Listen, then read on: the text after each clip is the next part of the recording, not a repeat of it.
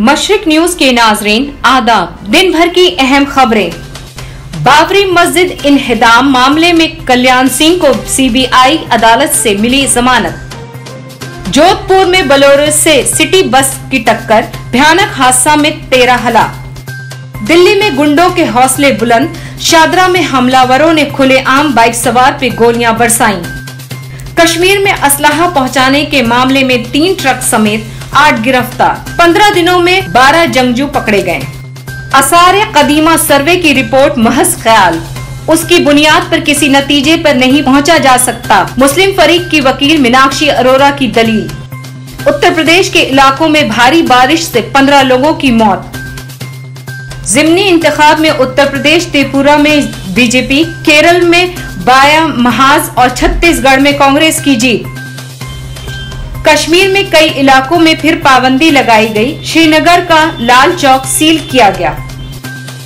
बाबरी मस्जिद राम जन्म अराजी तनाजा मामले को बातचीत से सुलझाने के लिए मसालेहत की मीटिंग शुरू। एनआरसी पर इलेक्शन कमीशन का अहम फैसला, लिस्ट से बाहर रखे गए लोग भी डाल सकेंगे वोट। खबरें तफसील से। बीजेपी लीडर और उत्तर प्रदेश के साबिक वजीर आला कल्याण सिंह ने बाबरी मस्जिद इंतहाम मामले में सीबीआई की खुसूसी अदालत के सामने खुद सुपुर्दगी की। बाद में अदालत ने 2 लाख रुपए के मचलके पर उन्हें जमानत दे दी। सिंह की खुद सुपुर्दगी के बाद अदालत ने आईपीसी के 153A, 153B और 295 दफात के तहत चार्ज फ्रेम किए। कल्याण सिंह को हिरासत में ले लिया गया, लेकिन सिंह के वकील ने इनकी सेहत का हवाला देते हुए जमानत की अर्जी दाखिल कर दी। इसके बाद अदालत ने 2 लाख रुपए के मचलके पर इनको जमानत दे दी।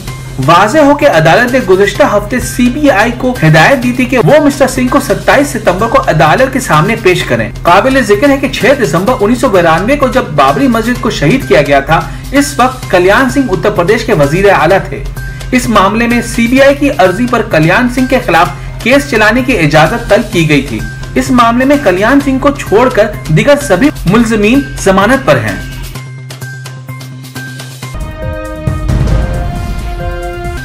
कश्मीर के कई इलाकों में फिर पाबंदी लगा दी गई है। इंतजामिया ने आज सुबह श्रीनगर के सिविल लाइंस में तारीखी लाल चौक के घंटाघर की तरफ जाने वाली तमाम सड़कें सील की। मोबाइल फोन, इंटरनेट और रेल सर्विस मुसलसल मफलूज है। वादी की कई मसाजिद, बिलखुसूस श्रीनगर के नौहट्टा में वाक़ तारीखी व मरकजी जामा मस्जिद 8वीं जुमे को भी बंद रही। मुसलसल 8वीं जुमे को भी नमाज जुमा अदा करने की इजाजत नहीं दी गई।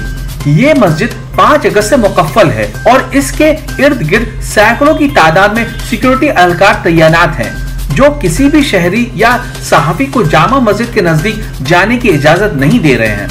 Hurriyat conference chairman Mir wise मौलवी उमर फारूक, जो जामा मस्जिद में जुमे का खुतबा देते थे, को अपनी रिहाइशगाह में नजरबंद रखा गया है। इसके अलावा माइस्मा, जो जम्मू कश्मीर लिबरेशन फ्रंट के मुक़य्यद चेयरमैन यासिन मलिक का गढ़ है, की तरफ जाने वाली सड़कें भी खारदार तार से सील की गई। मौसूला इतलात के मुताबिक वादी भर में मुसलसल 54वीं दिन भी हड़ताल रही, जिस दौरान श्रीनगर और दीगर 9 अजला के कस्बों व तहसील हेडक्वार्टरों में दुकानें व तिजारती मराकज बंद रहे, जबकि सड़कों पर पब्लिक ट्रांसपोर्ट की आमोदरफ्त मुअत्तल रही। इतलात के मुताबिक कुछ जगहों पर एहतजाजी नौजवानों की सिक्योरिटी फोर्सेस के साथ झड़पें भी हुई। झड़पों के दौरान कितने अफराद जख्मी हुए, ये फौरी तौर पर मालूम नहीं हो सका।